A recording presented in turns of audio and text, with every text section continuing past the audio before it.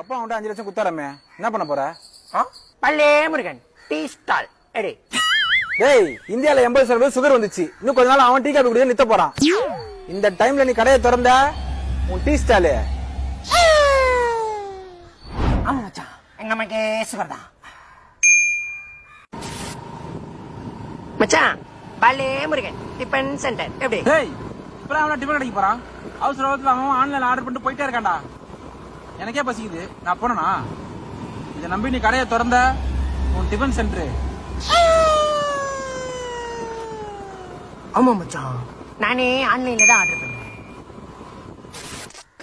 மச்சான். பல்லே முருகன் அழகே நிலையம் எடு.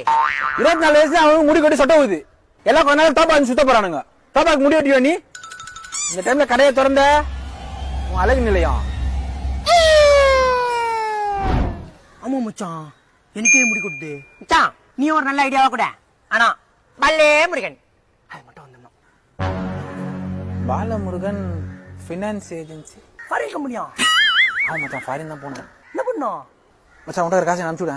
அட்டா அதுதான் மச்சான் பிசினஸ் ஸ்டார்ட் ஆயிடுச்சு. அப்புறம் நீ தான் ஓனர், என்ன கேக்குற? நான் ஓனரா? ஆமாடா. ஹே பல்லே முருகன் ஃபைனான்ஸ் சென்டர் எல்ட்ரா பல்ல